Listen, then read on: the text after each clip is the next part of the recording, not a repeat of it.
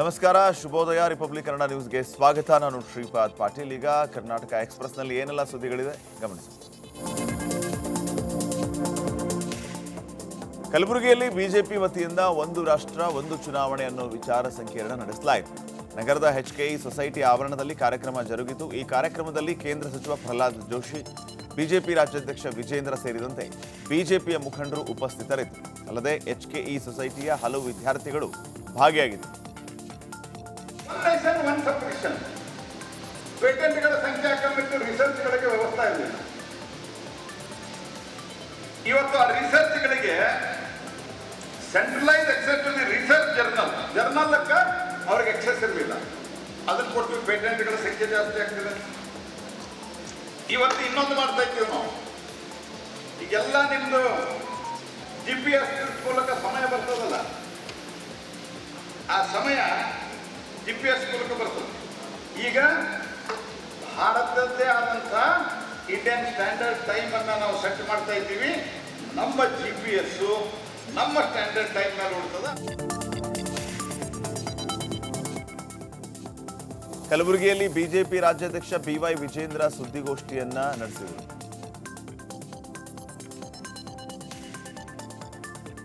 ಈ ವೇಳೆ ಗುಜರಾತ್ನ ವಿಮಾನ ದುರಂತ ಪ್ರಕರಣದ ಬಗ್ಗೆ ಪ್ರತಿಕ್ರಿಯಿಸಿದ್ದಾರೆ. ಇದು ಅತ್ಯಂತ ದುಃಖ ತರುವಂತಹ ಘಟನೆಯಾಗಿದೆ. ಘಟನೆಯ ಬಗ್ಗೆ ಈಗಾಗಲೇ ತನಿಖೆ ನಡೆಸಲಾಗ್ತಾ ಇದೆ. ಹಾಗೆ ವಿಮಾನದ ಬ್ಲ್ಯಾಕ್ ಬಾಕ್ಸ್ ಪತ್ತೆಯಾಗಿವೆ. ಇಂಥ ವಿಚಾರದಲ್ಲಿ ರಾಜಕಾರಣ ಮಾಡೋದು ಸರಿಯಲ್ಲ ಅಂತ ಹೇಳಿದರು. ಅಹಮದಾಬಾದ್ನಲ್ಲಿ ನಡೆದಂಥ ದುರ್ಘಟನೆ ಬಹಳ ದುಃಖ ತರ್ತಕ್ಕಂಥದ್ದು. ದೇಶದ ಪ್ರತಿಯೊಬ್ಬ ಭಾರತೀಯರು ಕೂಡ ಮೊನ್ನೆ ಬಹಳ ಸಾಕಷ್ಟು ನೋವನ್ನು ಅನುಭವಿಸಿದ್ದಾರೆ. ಆ ಘಟನೆ ಯಾಕಾಯಿತು, ಏನಾಯಿತು, ಈಗಾಗಲೇ ತನಿಖೆ ಪ್ರಾರಂಭ ಆಗಿದೆ. 2 ಬ್ಲ್ಯಾಕ್ ಬಾಕ್ಸ್ಗಳು ಏನು ಹೇಳ್ತೇವೆ ಅದು ಕೂಡ ಸಿಕ್ಕಿರುವಂಥದ್ದು. ಈ ವೇಳೆ ಕೇಂದ್ರ ಸಚಿವ ಪ್ರಹ್ಲಾದ್ ಜೋಶಿ ವಿಚಾರ ಸಂಕಿರಣದ ಬಗ್ಗೆ ಭಾಷಣ ಮಾಡಿದರು. ನಮ್ಮ ದೇಶ ಜಗತ್ತಿನಲ್ಲಿಯೇ ಅತ್ಯಂತ ಪುರಾತನವಾದ ದೇಶ. ಬ್ರಿಟಿಷರು ಬಂದ ತಕ್ಷಣ ನಮ್ಮ ದೇಶ ಒಂದಾಗಿದೆ ಅಂತ ಕೆಲವರು ಹೇಳ್ತಾರೆ. ಆದರೆ ಉಳಿದ ದೇಶಗಳು ಹುಟ್ಟುವ ಮುನ್ನವೇ ನಮ್ಮ ದೇಶ ಇರೋದು. ಒನ್ ನೇಷನ್ ಒನ್ ಎಲೆಕ್ಷನ್ ಅಂತ ಹೇಳ್ತಾ ಇರೋದಕ್ಕೆ ವಿರೋಧವನ್ನ ಮಾಡಿದರು. ಒನ್ ನೇಷನ್ ಒನ್ ಗ್ರಿಡ್ ಕೂಡ ವಿರೋಧ ಮಾಡಿದರು. ದೇಶದಲ್ಲಿ ಬದಲಾವಣೆ ಸಮಯ ಶುರುವಾಗಿದೆ. ಹಾಗಾಗಿ ಒನ್ ನೇಷನ್ ಒನ್ ಎಲೆಕ್ಷನ್ ಬಗ್ಗೆ ಭಯ ಪಡುವ ಅವಶ್ಯಕತೆ ಇಲ್ಲ. 2023 ಏಪ್ರಿಲ್ ಮೇ ತಿಂಗಳಲ್ಲಿ ಚುನಾವಣೆ ನಡೆಯಿತು. 2024ರಲ್ಲಿ ಲೋಕಸಭೆ ಚುನಾವಣೆ ಆಯಿತು. ಅದಾದ ಬಳಿಕ 5 ರಾಜ್ಯಗಳಲ್ಲಿ ಚುನಾವಣೆ ಆಗಿದೆ. ಆದರೆ 2 ಚುನಾವಣೆ ಏಕಕಾಲದಲ್ಲಿ ಆಗಬೇಕು. ಜನರ ಅನಿಸಿಕೆ ಇದು ಅಂತ ಹೇಳಿದರು. One nation one ration card ವಿರೋಧ, ಒನ್ ರೇಷನ್ ಒನ್ ರ್ಯಾಂಕ್ ಮಾಡಿದ್ವಿ. ಅವ್ರು ಆಶ್ವಾಸನೆ ಕೊಟ್ಟರು, ಮಾಡಲಿಲ್ಲ. ನಾವು ಆಶ್ವಾಸನೆ ಕೊಟ್ಟು ಮಾಡಿದ್ವಿ. ಒನ್ ನೇಷನ್ ಒನ್ ಗ್ರಿಡ್ ಮಾಡಿದ್ವಿ. ಒನ್ ನೇಷನ್ ಒನ್ ಗ್ರಿಡ್ ನಿಂದ ಏನು ಪರಿಣಾಮ ಆಗಿದೆ? 240ರಿಂದ 440 ಗಿಗಾವಾಟ್ ಎಷ್ಟಾಯ್ತು? 200 ಎಷ್ಟಾಯ್ತು ಅಂದ್ರ ಲೆಕ್ಕಕ್ಕೆ ಹೇಳೋದಾದ್ರೆ 230 240 ಅನ್ನೋದಕ್ಕಿಂತ ಸಾಧಾರಣ 252 ಆಗಿದೆ. 64 ವರ್ಷದಾಗ 240, 10 ವರ್ಷದೊಳಗೆ 240. ಇದು ಯಾವ್ದ್ರಿಂದ? One grid one nation. ಅದಕ್ಕೆ ಪ್ರಧಾನಮಂತ್ರಿಗಳು ಮುಂದುವರೆದು ಹೇಳಿದ್ರೆ one sun one world one grid one nation. Vijayanagara ಜಿಲ್ಲೆಯ ಹೊಸಪೇಟೆಯ ತಾಯಿ ಮತ್ತು ಮಕ್ಕಳ ಆಸ್ಪತ್ರೆಗೆ ಲ್ಯಾಂಡ್ರಿ, ಡ್ಯಾಮೇಟ್ರಿ, ಆಂಬ್ಯುಲೆನ್ಸ್, ಮುಕ್ತಿ ವಾಹನ ಲೋಕಾರ್ಪಣೆ ಮಾಡಲಾಯಿತು. ಬಳ್ಳಾರಿ ಸಂಸದ ತುಕಾರಾಂ, ವಿಜಯನಗರ ಶಾಸಕ ಗವಿಯಪ್ಪ ಚಾಲನೆ ನೀಡಿದರು. ಹೊಸಪೇಟೆಯ ಮಸೀದಿ ಬಳಿ ಇರುವ ತಾಯಿ ಮತ್ತು ಮಕ್ಕಳ ಆಸ್ಪತ್ರೆ ಇದಾಗಿದ್ದು ಜನರು ಸದ್ಬಳಕೆ ಮಾಡಿಕೊಳ್ಳುವಂತೆ ಕರೆ ನೀಡಿದರು.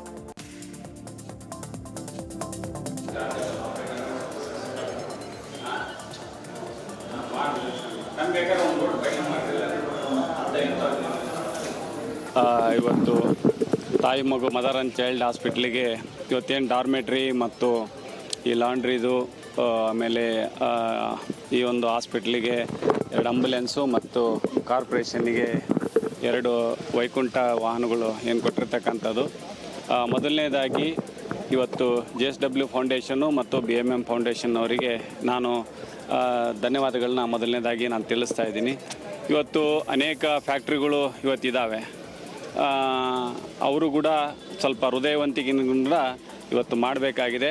ಆದರೆ ವಿಶೇಷವಾಗಿ ಇವತ್ತು BMM ಫ್ಯಾಕ್ಟ್ರಿಯವರು ಮತ್ತು JSW ಫಂಡ್ ಜಾಯಿಂಟಾಗಿ ಇದೆ ಕಂಪ್ನಿ. ಅದು ಇವತ್ತು ಮಾಡಿರ್ತಕ್ಕಂಥದ್ದು ನಿಜವಾಗ್ಲೂ ಶ್ಲಾಘನೀಯ ಕೆಲಸ.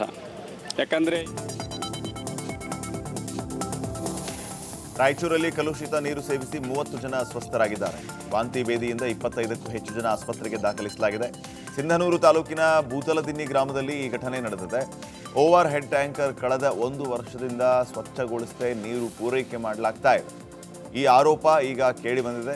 ಟ್ಯಾಂಕರ್ನಿಂದ ಪೂರೈಕೆಯಾದ ನೀರು ಕುಡಿದು 30ಕ್ಕೂ ಹೆಚ್ಚು ಜನ ಖಾಸಗಿ ಆಸ್ಪತ್ರೆಗೆ ದಾಖಲಾಗಿದ್ದಾರೆ. ಹೀಗಾಗಿ ಸ್ಥಳೀಯರು ಗ್ರಾಮ ಪಂಚಾಯಿತಿ ವಿರುದ್ಧ ಆಕ್ರೋಶವನ್ನು ಹೊರಹಾಕಿದ್ದಾರೆ. ಟೋಟಲ್ ಕೇಸು 27, ಅದರ ಬರೀ ವಾಮಿಟಿಂಗು 1, ವಾಮಿಟ್ ಪ್ಲಸ್ ಬೇದಿ 27, 5 ಅಡ್ಮಿಟೆಡ್ ಶಂಕರ್ ಹಾಸ್ಪಿಟಲ್ 4, ಪಗಡದಲ್ಲಿ 1.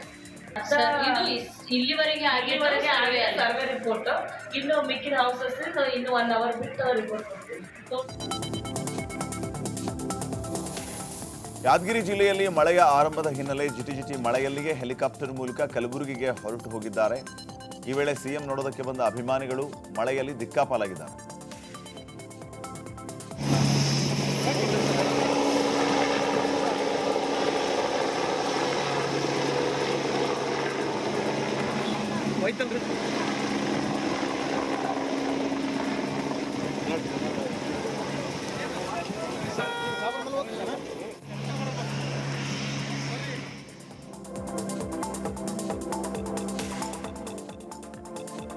ಧಾರವಾಡ ಜಿಲ್ಲೆಯಲ್ಲಿ ಮಳೆ ಹಾನಿ ಪರಿಶೀಲನೆ ಮಧ್ಯೆ ಸಚಿವ ಸಂತೋಷ್ ಲಾಡ್ ಗಿರ್ಮಿಟ್ ಮಿರ್ಚಿ ಸವದಿದ್ದಾರೆ.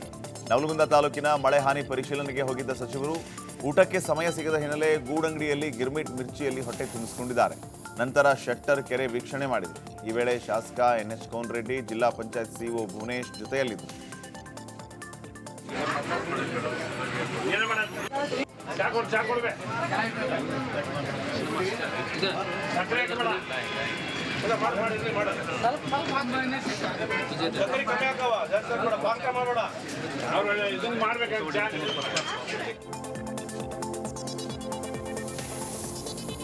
ಧಾರವಾಡ ಅಪರ ಜಿಲ್ಲಾಧಿಕಾರಿಗಳ ವಾಹನ ಅಪಘಾತಕ್ಕೀಡಾಗಿದೆ. ಹುಬ್ಬಳ್ಳಿ ತಾಲೂಕಿನ ಹೆಬ್ಸೂರು ಗ್ರಾಮದ ಹತ್ತಿರ ಈ ಘಟನೆ ನಡೆದಿದೆ.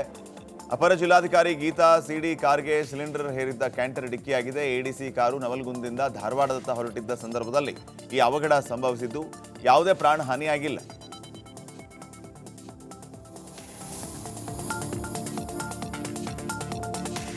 ನೀಟ್ ಫಲಿತಾಂಶ ಪ್ರಕಟಗೊಂಡಿದ್ದು ವಿಜಯಪುರದ ವಿದ್ಯಾರ್ಥಿ ರಾಷ್ಟ್ರಮಟ್ಟದಲ್ಲಿ 17ನೇ ಹಾಗೂ ರಾಜ್ಯಕ್ಕೆ ಮೊದಲ ರ್ಯಾಂಕ್ ಪಡೆದಿದ್ದಾರೆ.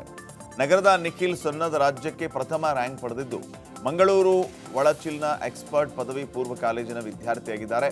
ನೀಟಲ್ಲಿ 720 ಅಂಕಗಳಿಗೆ 670 ಅಂಕ ಗಳಿಸಿದ್ದಾರೆ. ನಿಖಿಲ್ ವಿಜಯಪುರದ ಸಂಜೀವಿನಿ ಸೂಪರ್ ಸ್ಪೆಷಾಲಿಟಿ ಆಸ್ಪತ್ರೆಯ ವೈದ್ಯ ದಂಪತಿಯಾದ ಡಾಕ್ಟರ್ ಸಿದ್ದಪ್ಪ ಸೊನ್ನದ್ ಮತ್ತು ಡಾಕ್ಟರ್ ಮೀನಾಕ್ಷಿ ಸೊನ್ನದ್ ಅವರ ಪುತ್ರ ಆಗಿದ್ದು ಮನೆಯಲ್ಲಿ ಸಂತಸದ ವಾತಾವರಣ, ಸಂಭ್ರಮ ಕಂಡುಬಂದಿದೆ. ಧಾರವಾಡದ ಸಿಬಿಟಿ ಬಳಿ ಫುಲ್ ಟ್ರಾಫಿಕ್ ಜಾಮ್ನಿಂದ ಆಂಬ್ಯುಲೆನ್ಸ್ಗೆ ದಾರಿ ಸಿಗದೆ ಪರದಾಡುವಂತಾಗಿದೆ. ಒಂದು ಭಾಗದಲ್ಲಿ ಸಿಸಿ ರಸ್ತೆ ನಿರ್ಮಾಣ ಮಾಡಲಾಗ್ತಾ ಇದ್ದು ಅರ್ಧ ಭಾಗದಲ್ಲಿ ಮಾತ್ರ ವಾಹನ ಸಂಚಾರಕ್ಕೆ ಅವಕಾಶ ಕಲ್ಪಿಸಲಾಗಿದೆ. ಅದರಲ್ಲಿ ಸಾಲುಗಟ್ಟಿ ನಿಂತಿದ್ದ ಆಟೋಗಳಿಂದ ಕಿರಿಕಿರಿ ಉಂಟಾಗಿದೆ. ವಾಹನ ದಟ್ಟಣೆ ಜಾಸ್ತಿಯಾಗಿದ್ದು ಕೇವಲ 100 ಮೀಟರ್ ದಾಟಿ ಹೋಗೋದಕ್ಕೆ ಆಂಬ್ಯುಲೆನ್ಸ್ ಒದ್ದಾಡಿದೆ.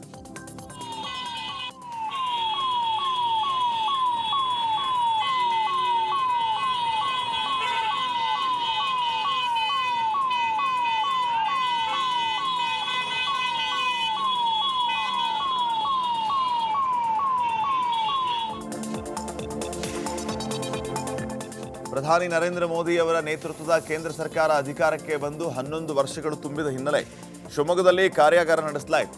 ಬಿಜೆಪಿ ಕಾರ್ಯಕರ್ತರಿಂದ ಜಿಲ್ಲಾ ಬಿಜೆಪಿ ಕಚೇರಿಯಲ್ಲಿ ಹಮ್ಮಿಕೊಂಡಿದ್ದ ವಿಶೇಷ ಕಾರ್ಯಾಗಾರವನ್ನು ಸಂಸದ BY ರಾಘವೇಂದ್ರ ಉದ್ಘಾಟಿಸಿದರು. ಈ ಕಾರ್ಯಾಗಾರದಲ್ಲಿ ಕೇಂದ್ರ ಸರ್ಕಾರ ಜಾರಿಗೆ ತಂದಿರುವ ಯೋಜನೆ ಕುರಿತು ಮುಖಂಡರಿಗೆ ತಿಳಿಸಲಾಯಿತು. ಈ ಸಂದರ್ಭದಲ್ಲಿ ಬಿಜೆಪಿ ಜಿಲ್ಲಾಧ್ಯಕ್ಷರಾದ ಜಗದೀಶ್, ಶಾಸಕರುಗಳಾದ ಚನ್ನಬಸಪ್ಪ, ಅರುಣ್, ಧನಂಜಯ್, ಸರ್ಜಿ ಸೇರಿದಂತೆ ಪಕ್ಷದ ಹಿರಿಯ ಮುಖಂಡರು ಉಪಸ್ಥಿತರಿದ್ದರು. नरेंद्र मोदी आगे बढ़ो, हम तुम्हारे साथ हैं। नरेंद्र मोदी आगे बढ़ो, हम तुम्हारे साथ हैं। भारत माता की जय, भारत जय। ಉಸ್ತುವಾರಿ ಸಚಿವರ ಜನಸಂಪರ್ಕ ಸಭೆ ವೇಳೆ ವಿದ್ಯುತ್ ಕಣ್ಣಾಮುಚ್ಚಾಲೆ ಆಡಿದೆ. ಶಿವಮೊಗ್ಗ ಜಿಲ್ಲಾ ಉಸ್ತುವಾರಿ ಸಚಿವರ ಕಚೇರಿಯಲ್ಲಿ ಜನಸಾಮಾನ್ಯರ ಸಮಸ್ಯೆ ಆಲಿಸುವ ವೇಳೆ ಪದೇ ಪದೇ ಕರೆಂಟ್ ಕೈಕೊಟ್ಟಿದೆ. 10 ನಿಮಿಷದ ಅವಧಿಯಲ್ಲಿ ವಿದ್ಯುತ್ 4-5 ಬಾರಿ ಹೋಗಿ ಬಂದಿದೆ. ಈ ಹಿನ್ನೆಲೆ ಸಚಿವ ಮಧು ಬಂಗಾರಪ್ಪ ಕತ್ತಲಲ್ಲೇ ಮೊಬೈಲ್ ಫ್ಲಾಶ್ ಲೈಟ್ ಆನ್ ಮಾಡಿ ಜನರ ಮನವಿಯನ್ನು ಸ್ವೀಕಾರ ಮಾಡಿದ್ದಾರೆ. ವಿದ್ಯುತ್ ಹೋಗೋದನ್ನು ಗಮನಿಸಿ ಏನಾಗಿದೆ ನೋಡಿ ಅಂತ ಹೇಳಿದ್ದಾರೆ. ಮಾಡ್ಬೇಕು. ಬಟ್ ಏನ್ ಗೊತ್ತಾ, ಇದು ನಾನು ಕೊಟ್ಬಿಟ್ರೆ ಎರ್ಜೆಂಟಿಗೆ ಕೊಡಬೇಕು ಅನ್ನೋದು ಗೊತ್ತಾಗಲ್ಲ. ಅದಕ್ಕೋಸ್ಕರ ಇದು ನೀವು ನಾನೇ ತಗೊಂಡ್ಬಿಟ್ಟಿದ್ದೀನಿ.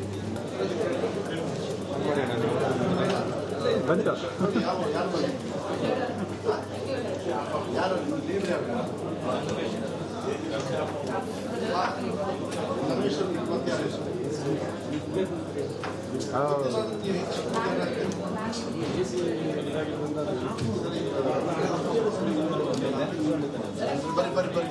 ಬರೀ ಎಲ್ಲ ಎ ಸಿ ಆಫ್ ಮಾಡಿಬಿಡಿ.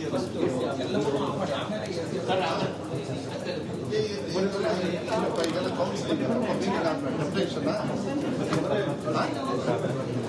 ಹುದ್ದೆ ಪರಿವರ್ತನೆ ಟೀಚರ್ ಈಗೇನು ಮಾಡ್ಬೇಕು?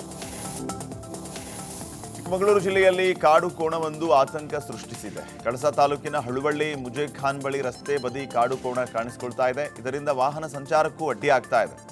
ಕಳೆದ 10 ದಿನಗಳಿಂದ ಕಾಡು ಕೋಣ ಕಾಣಿಸಿಕೊಳ್ತಾ ಇದ್ದು, ಗ್ರಾಮಸ್ಥರು ಅರಣ್ಯ ಇಲಾಖೆ ಸಿಬ್ಬಂದಿಗೆ ಮಾಹಿತಿಯನ್ನು ನೀಡಿದ್ದಾರೆ.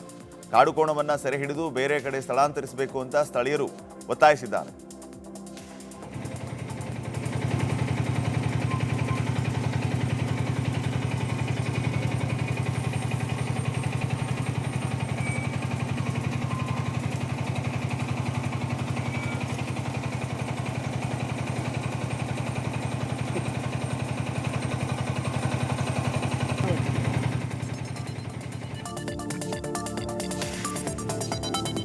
ಅಹಮದಾಬಾದ್ನಲ್ಲಿ ವಿಮಾನ ದುರಂತದ ಹೊಣೆಯನ್ನ ಕೇಂದ್ರ ಹೊರಬೇಕು ಅನ್ನೋ ಈಶ್ವರ್ ಖಂಡ್ರೆ ಮಾತಿಗೆ ಮಾಜಿ ಡಿಸಿಎಂ ಡಾಕ್ಟರ್ ಅಶ್ವಥ್ ನಾರಾಯಣ್ ತಿರುಗೇಟನ್ನು ಕೊಟ್ಟಿದ್ದಾರೆ.